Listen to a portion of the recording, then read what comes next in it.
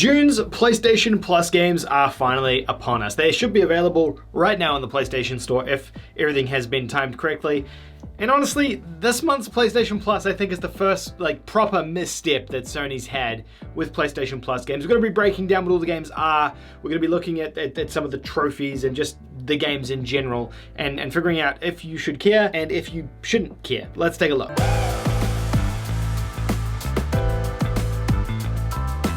Welcome back, guys, to PlayStation Plus for June. We do these videos monthly. We basically take a look at all the games coming to the service for the month and we determine whether or not it's a good deal or a bad deal or a good month or a bad month.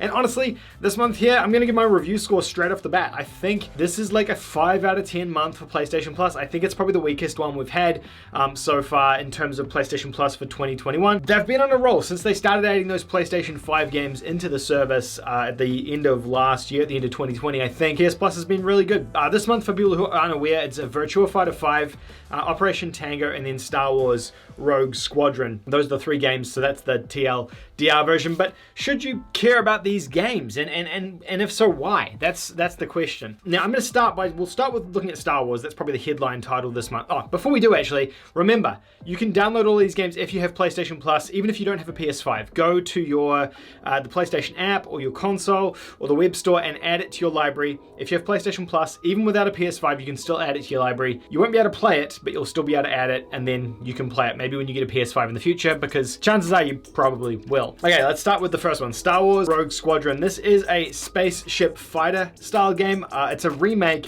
of the old Star Wars Rogue Squadron game that came out years and years and years ago. They remade it last year, so the end of 2020 this one came out. I think September or October 2020, if I remember correctly. Around the same time as Crash About Time came out, and it didn't do that well. I mean, it's kind of niche, right? The people who are into these sort of spaceship fighter games, which is an old school genre of games, they probably really enjoyed it, and Star Wars fans, I'm sure, really enjoyed it as well. But again, it's a pretty niche audience when it's all said and done. It's not a what was the one that Respawn did? The Jedi one, the Order, the Jedi. I don't know. Someone will correct me in the comments. Or a Star Wars Battlefront, which are much more like third-person action or first-person combat mainstream titles, I would say. So this one I think was pretty niche. It did have PlayStation VR support, which is actually kind of cool because spaceship games in PlayStation VR actually do tend to work really well. On saying that though, I don't know if it was enough to sort of save this one and keep it popular, given it's now free on PlayStation Plus, within the year it came out, and it's been discounted several times in my sale videos over the past sort of few months as well. I would say it probably didn't perform as well as EA were hoping for it to, but it is a Star Wars property game, so you can kind of weigh that up. I think though this is probably the strongest title this month.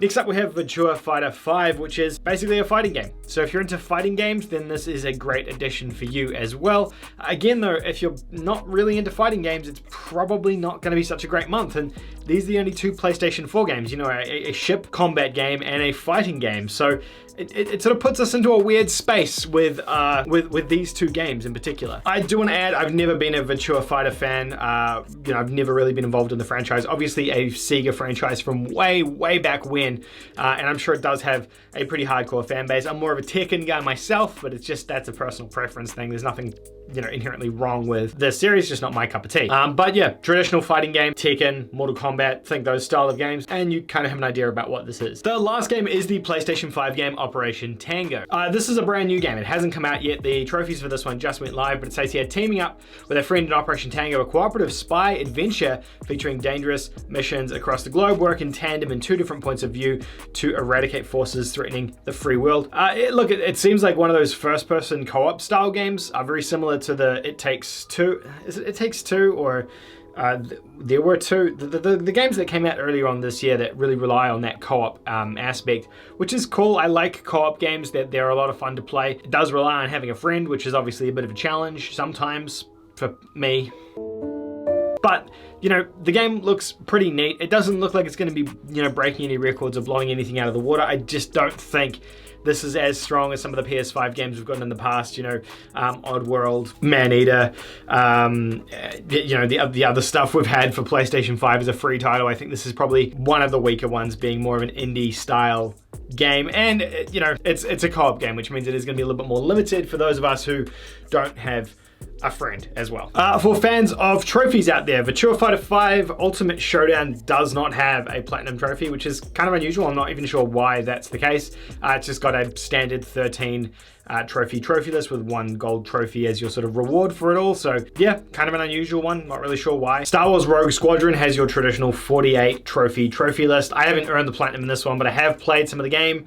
My guess is to go for this one, you're going to need to be into ship combat. On PSN profiles, they're saying a 7 out of 10 difficulty and around 85 hours to platinum with 2 playthroughs.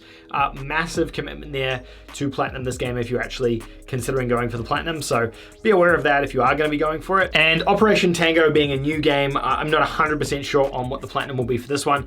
Currently, it does have a platinum trophy though, 24 trophies in total, and it's about 33% completion for the platinum at the moment. So I'd say it's one of the easier platinums to earn, but it obviously does rely on having a friend to play it with. So you've got your co-op buddy. George and I may look at playing through this one together, and George may do a trophy video about it as well. Maybe we do a discussion about it. If you guys are interested in hearing more about this game, let me know in the comments down below, and we can make that happen if people want it. But let me know what you guys think of the PlayStation Plus offering for this month. Do you guys have the similar sentiment to me and you feel it's probably not quite as strong as previous months? Are you going to renew your subscription this month? Oh, that's another thing. Days of Play is this month as well. So PlayStation Plus is discounted at the moment. So it's kind of a weird one. If it was a bit stronger, maybe the incentive to renew your PlayStation Plus would be there and think, hey, I'm definitely all on for this. But because it's a bit of a weaker month, I'm just not sure. It's a bit of a weird one. But yeah, are you going to renew your PlayStation Plus membership for this month? Is it something that you want to jump in and renew to get access to these games, or do you not care? Let me know in the comments down below. If you're a new viewer and you haven't already seen one of my videos before, I would really appreciate you hitting the subscribe button down below. We are on the road to 20,000 subscribers and we're almost there. So if you hit the subscribe button down below, you can contribute to that, and that would be absolutely superb. Thank you gamers so much for watching. I'll see you in the next one. Patrons, thank you so very much for each and every one of your generosity this month. You'll be seeing your names coming up here on the right hand side if you're a Patreon or a channel member on the YouTube channel this month. If you want to support me, if you do decide you want to support me further and help keep this channel's lights on, link in the description down below to become a Patreon, or you can click on the join button down below next to the subscribe button to become a channel member. Thanks, you guys, you're all legends.